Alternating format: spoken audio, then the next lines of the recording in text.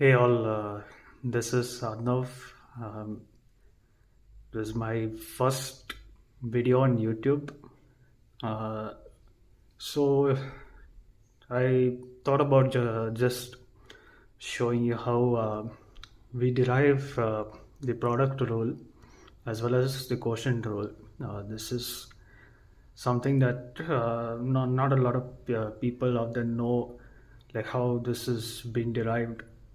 Mostly we just know this formula right here, right? So if you're given a function where, you know, like, so here you have uv, right? So you are given two variables or trigonometric functions, or your all any logarithm might get multiplied here with a variable or whatever. So basically we have all learned that, so if you differentiate two terms here with respect to x, then this is how it's going to be done. So you have to do a u is taken as constant, and then you differentiate v with respect to x, then you add it, and then the v is taken as constant, and then you uh, differentiate the u with respect to x. So this is how we all know, this is something we all do, but I don't think many of you know like how this has come into being. Like how is this possible? Why is this the case? Like how is this being derived? Like why can't it be something else? So here's the derivation of how it's been done.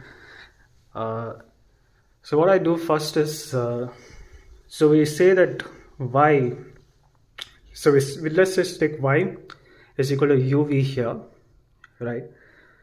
And now then what we try to do is, now in calculus we try to create a small change with respect to these variables, right? So what happens now is, so I make a small change with respect to y, so we add a delta y for that, and then we do the same for the terms u and v. So if there's a small change in y, then that means that some small change has been made with both these variables u, v. So that's what calculus is all about, right? So what I did is, for u, I made a small change, delta u. The delta u can be a very small value, like 0.00001, for example. It could be even more smaller than that. And I do the same for v also. So that also I have given a small change to that. So plus delta v is added to the original v. So what I do is I take this as equation 1 and I take this as equation 2. What I've did next is I have subtracted 2 from 1. All right, so if you subtract 2 from 1, then in the left hand side, then you can see that this y, the y gets cancelled, so you remain with delta y only. And on your right hand side you have this here, this comes here, minus the uv in our first equation. So that is what will come over here. Then what I do is I multiply the terms over here. So we just do the multiplication over here. So uv and u delta v, same goes for delta u into v and delta into delta v. So this is what we get over here. And as you can see, the uv, they're the same terms here, so they get cancelled right over there. And we're remaining with, where we finally get this. Now here's the interesting part. So now what do we do next? So here, if you see, I have made this to 0. Now you might ask, why have I did this? Why is this the case? I've already told you before that delta u and delta v are very, very small changes. I guess there's a good term for that. We call that infinitesimally small change, right, in calculus. So if we are multiplying the small changes, delta u and delta v, when we multiply them, we are getting an even more smaller number. So if I had to show that to you, just wait a second.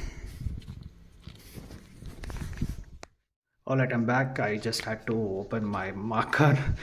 Yeah, anyway, so how is this going to be? I'm just going to show you how is this going to be 0. So let's say delta u is equal to 0.0001, right? And I say, delta v is equal to 0.0002, right? Now when I multiply these two, so what I get is, so delta u,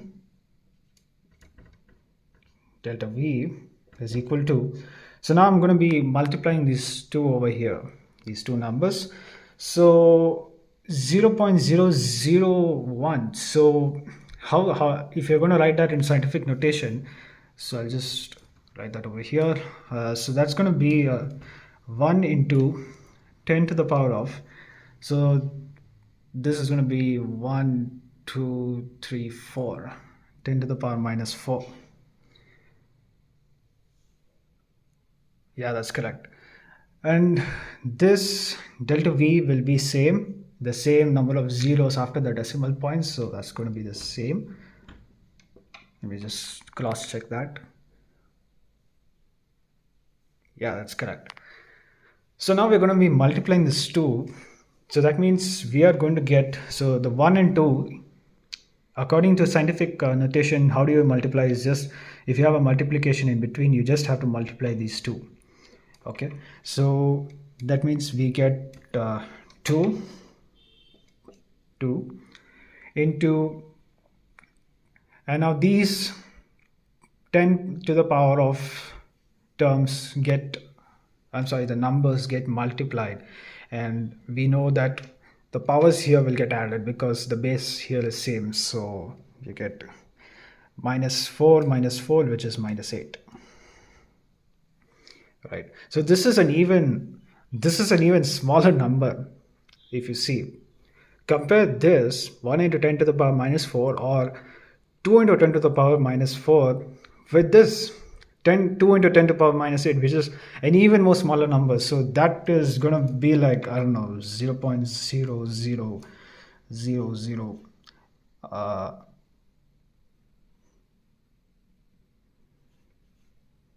I think it's going to be this. Oops. So if you see, yeah, so that is how this is going to look like. So it's an even more smaller number, which is why this is almost going to be close to 0. You can just ignore it completely, which is why if you see here, I have approximated this to 0, and hence we just get this. So we get delta y is equal to u delta v plus v delta u. So I hope that's clear. And then what we do next is we divide both sides of the equations by delta x. So that's what I did over here. And then we split delta x to both the terms, right? The common denominators. So we get u delta v by delta x plus v delta u by delta x. Now I've taken delta x only for delta v. Doesn't matter if you take it for u also, but I am keeping u constant in this case. Same goes with this also. And then what I do next is I apply the limit with delta x tends to 0 on both sides. So now here comes the real calculus part. So I'm applying the limit here on both sides. So that means we get this right over here. So limit of delta x tends to 0, and on the right hand side we are applying the limit on this entire all of these terms together here. So if you see here, so this one becomes this, That's a bad arrow. Anyway, so this becomes this. So dy by dx is the Leibniz's notation. So basically, when you apply a limit of delta x tends to 0 for delta y and delta x, this is extremely a very small change, which becomes delta y by dy by dx, the Leibniz's notation. And on the right hand side, what I have did is I have taken the limit of delta x tends to 0. I have distributed it, and since you're taking u as a constant here, so limit doesn't get applied to u, so we can just take u outside, and the limit of delta x tends to 0 will be applied for this delta v by delta x, and the same goes over here. So v limit of x delta x tends to 0, delta u by delta x, and we do the same thing. So this will become dv by dx, this will become du by dx, the Leibniz's notation accordingly, and then this is what we get. So that's, and then the y here, y we know anyway, that's uv, so we can just write d by dx if uv is equal to this over here. So this is how we are deriving the product rule. Alright, so now we are into the quotient rule. So we know that the formula, if we want to differentiate a function that where two or more terms are getting divided, so what happens is, so we in the numerator, so what we do first is, so the denominator right here, right, we have v, so the v comes first, and then we differentiate u with respect to x, and we subtract it with u with dv by dx into the differentiation of v with respect to x, and we divide all of this with respect to v square. So that's the formula, but let's just see how this is being derived. So again, like before, we just assume that y is equal to u by v, a simple equation. And according to calculus, we say that we make a small change to this function. So when I make a small change, so what happens is I get y and I add delta y to it. And the same story happens over here. So with the term u, I'm again giving a small change to it, delta u divided by v plus delta v. So same story over here. Again, I take this as equation 1, this is equation 2, and then I just subtract 2 with 1. So we get delta y is equal to, so this, whatever this is over here, that comes here first, minus this right over here. And then what I do is I simplify this. So here we get the denominators v into v plus delta v. I hope you all know how this has been done. So this gets simplified, so the v gets multiplied to u plus delta u minus u into v plus delta v. So that's the simplification part. If you are not sure how to do this, I will explain how do we do this in another video. But for now, this is, if you want to remember, just simply, so if you want to simplify this, just multiply these two in the denominator. And now you might have heard you have to cross multiply and all of that, but one thing I like to do is you just multiply this two, right? So you get v into v plus delta v, and then what I do is, so for this individual term here, I multiply it with v into v plus delta v. So the common denominator is already v into v plus delta v, right? So I just, in the numerator, I multiply that with this term. So if you do that, then the v plus delta v and the v plus delta v get cancelled, which is why you will get this, that is v into u plus delta u, and you do the same thing over here. So in this case, v into v plus delta v. So here v gets cancelled, so you get u into v plus delta v. I've already explained it, so I don't have to make another video for that. But anyways, I hope you understood that. So then delta y, so we have kind of multiplied the terms here. So we multiplied it with u and delta u, so this is what we get. And I've also did the same thing over here. Then what I do is the minus goes here. So we multiply the minuses over here, and you can see easily that u and uv, they are the same terms, so they just get cancelled. So this is what we get. Alright, now you might see something interesting here again. Again, v and v plus delta v. Now again, this is a very, very small change we are talking about here. Delta v is an extremely small change, which is like saying again, like in how I explained in product rule, like delta v is such a small number.